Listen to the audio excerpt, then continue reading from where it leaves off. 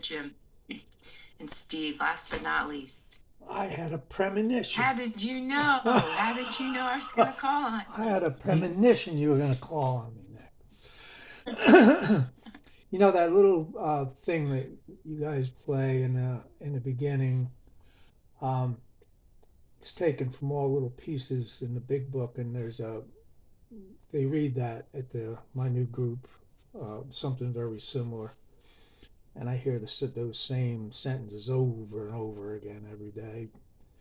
And one of them that kind of like stuck in my craw this morning was, after all, God gave us brains to use.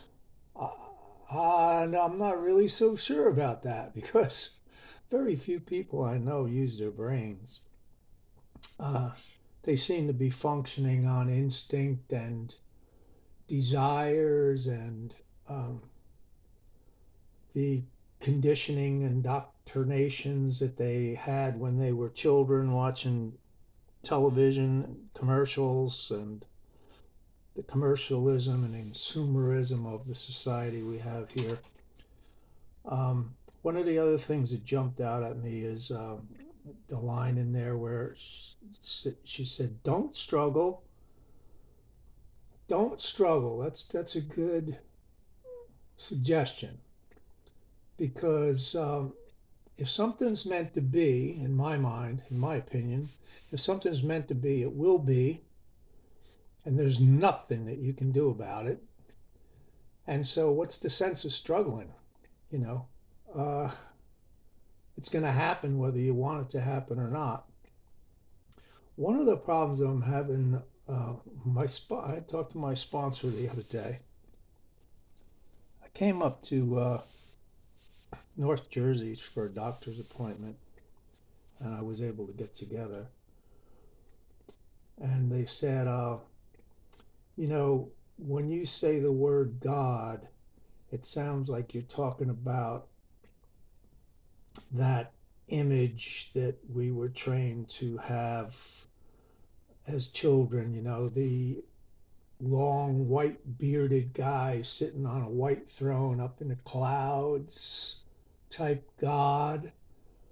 And I really, when I do say the word God, that is not what I mean. My higher power, and thank God that they came up with that term, higher power. I don't think there'd be quite so many people in AA if we were forced to believe in somebody else's concept of God. My higher power is nature, and one of the problems is I have is if God is nature, how does nature not let me know what nature's will is for me? So it would be a lot easier if I believed in a God that was, you know, an old guy sitting in a white throne up in the clouds saying, "My will for you is to do this," you know. That would be kind of, oh, I understand. Okay, I'll do it. You know, like the old style Bible God. You know, here's the 10 Commandments. Follow them or burn in hell for the rest of eternity. Okay, I got it. I understand. But how does nature let me know what nature's will is for me? And I just wonder, is it our instincts? You know, there's another line in that meditation where it says that we will intuitively know, without thinking, without using our brains. There's some part of us, if we're not psychopaths or sociopaths, I guess, that knows right from wrong. You know, when I first got in the program and I started having slips after 9 months of sobriety, I kind of knew, especially after the indoctrination period in AA and the 90 meetings in 90 days.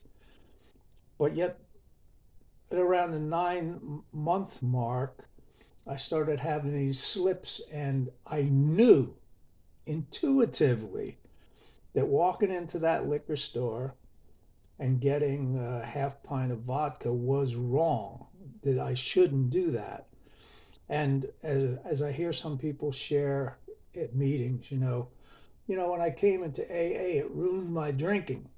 And it's because you have new knowledge of just what damage the drug alcohol does to your body, and how it slowly is destroying you and your life and your relationships, and the effect that it has on the people you love.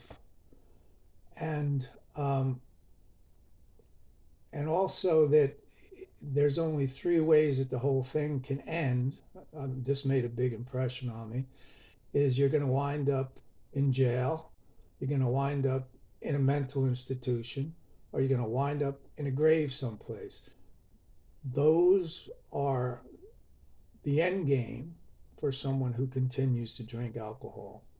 So uh, I think it's very important. The new group that I'm in, they every Sunday they drag in these kids from the rehabs. There's so many rehabs in Toms River. It's insane. There's got to be six of them. They drag these van loads of kids in. Not all kids, but most of them are in their 20s.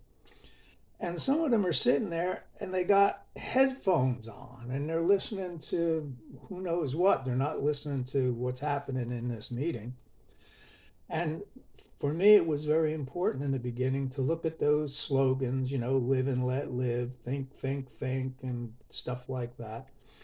And slowly the program uh, winds its way into your thinking, and you begin to understand how dangerous drinking is, and especially as you mentioned, Thanksgiving, we think about those of our friends and our loved ones who are no longer with us at the Thanksgiving table.